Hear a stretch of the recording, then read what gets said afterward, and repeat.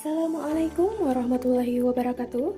Kami, mahasiswa Universitas Terbuka Banjarmasin, program studi S1 Manajemen, akan menjelaskan mengenai tahapan-tahapan pertumbuhan organisasi. Walaupun organisasi selalu berusaha untuk tumbuh, proses pertumbuhan organisasi bukanlah suatu hal yang dapat dilalui dengan mudah. Seringkali, pertumbuhan organisasi harus menghadapi berbagai jenis hambatan. Mungkin karena ada pihak yang memang sengaja menghambat karena merasa diuntungkan oleh pola yang lama, sehingga tidak setuju terhadap perubahan.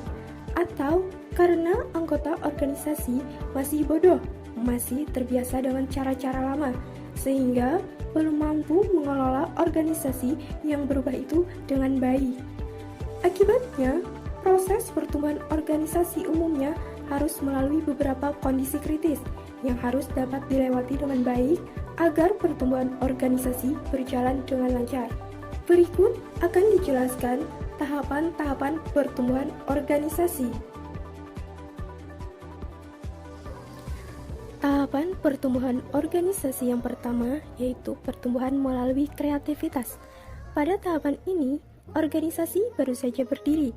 Perhatian terutama dipusatkan untuk menciptakan suatu produk tertentu yang dianggap sesuai bagi organisasi dan juga kemampuan bertahan dalam menghadapi persaingan.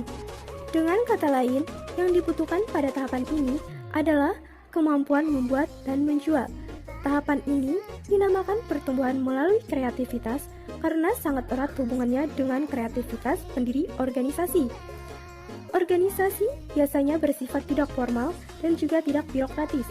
Jam kerja pada organisasi ini umumnya sangat panjang dan pengawasan dilakukan secara pribadi oleh pemilik ataupun pimpinan organisasi. Titik kritis pada tahapan ini disebut dengan krisis kepemimpinan sebagai akibat dan membesarnya ukuran organisasi. Selanjutnya, tahapan pertumbuhan organisasi yang kedua yaitu pertumbuhan melalui pengarahan. Jika krisis kepemimpinan tidak berhasil dilampaui, berarti bahwa organisasi telah memiliki pimpinan yang kuat dan mulai merumuskan arah maupun sasaran yang jelas. Organisasi mulai dipecah menjadi bagian-bagian dengan hierarki wewenang, penugasan, dan pembagian kerja yang jelas. Sistem manajemen dalam organisasi juga mulai lebih teratur, misalnya menyangkut manajemen keuangan, manajemen persediaan, dan sebagainya. Komunikasi dalam organisasi mulai menjadi lebih formal, dan birokrasi dalam organisasi mulai lebih jelas. Titik rawan pada tahapan ini disebut dengan krisis otonomi.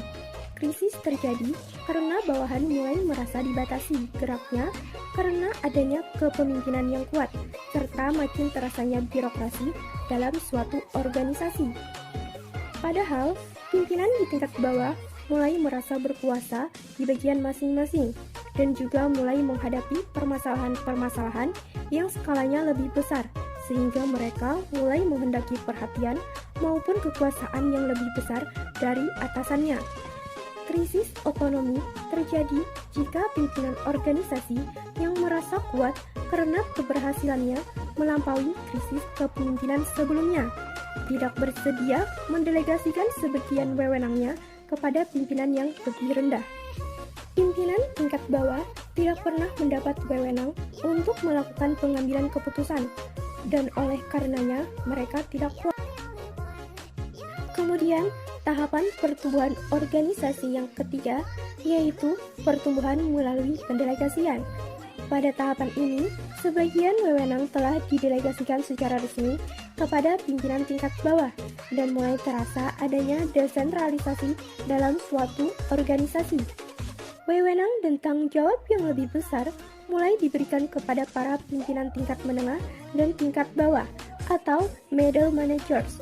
Pimpinan tertinggi dalam organisasi mulai mengarahkan perhatiannya pada pemikiran yang bersifat strategis, sementara operasi sehari-hari dipercayakan kepada pimpinan yang lebih rendah, mulai digunakan sistem pengendalian internal serta sistem informasi dalam organisasi. Komunikasi menjadi lebih jarang, tetapi bersifat lebih formal. dan dalam organisasi mulai muncul produk baru serta karyawan yang spesialis dengan tugas-tugas yang khusus. Titik rawan pada tahapan ini disebut dengan krisis pengawasan. Kondisi kritis ini terjadi karena pimpinan tingkat menengah maupun tingkat bawah telah mendapatkan otonomi yang cukup besar, yang berakibat bahwa organisasi berkembang ke segala arah tanpa terkendali.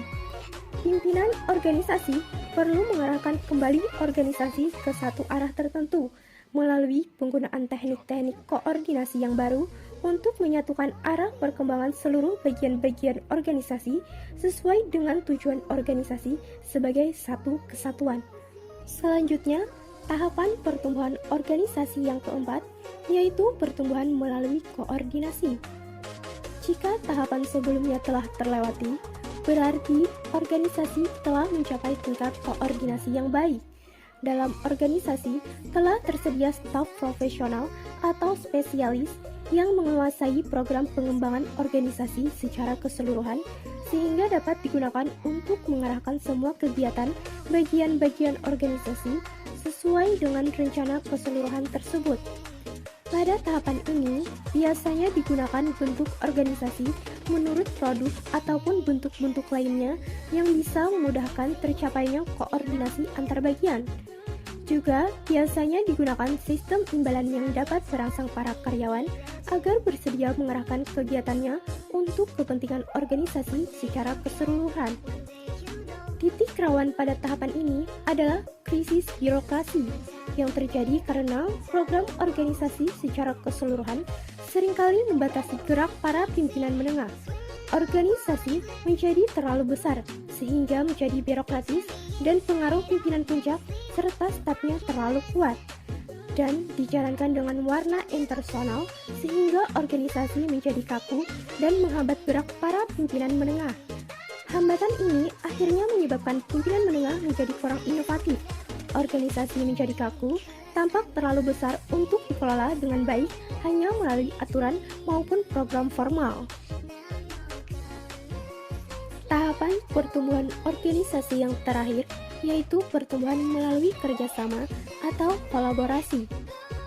Suasana baru akan tumbuh dalam organisasi yang telah berhasil melewati krisis birokrasi, yaitu munculnya semangat kerjasama atau kolaborasi. Pada tahapan ini, seluruh karyawan telah menyadari bahwa birokrasi memang diperlukan agar organisasi menjadi teratur, tetapi juga dipahami bahwa birokrasi yang berlebihan juga akan sangat menghambat kegiatan. Oleh karena itu, para karyawan menjadi terlatih dan juga terbiasa menghadapi serta menyelesaikan permasalahan tanpa terhambat oleh birokrasi dan mencoba menyelesaikan perbedaan pendapat dengan cara yang tidak formal. Birokrasi terasa telah mencapai batas, sehingga jika dibuat lebih formal akan terasa menghambat. Karyawan akan menyadari pentingnya bekerja dalam organisasi tanpa membuat organisasi itu menjadi lebih birokratis. Pengawasan formal menjadi tidak dibutuhkan karena muncul kontrol sosial yang membatasi gerak karyawan menuju ke arah yang lebih baik. Kondisi seperti ini kadang-kadang hanya dapat dicapai dengan bantuan konsultan dari luar organisasi. Sekian penjelasan tahap-tahap pertumbuhan suatu organisasi. Semoga dapat dipahami. Sekian, kami ucapkan terima kasih.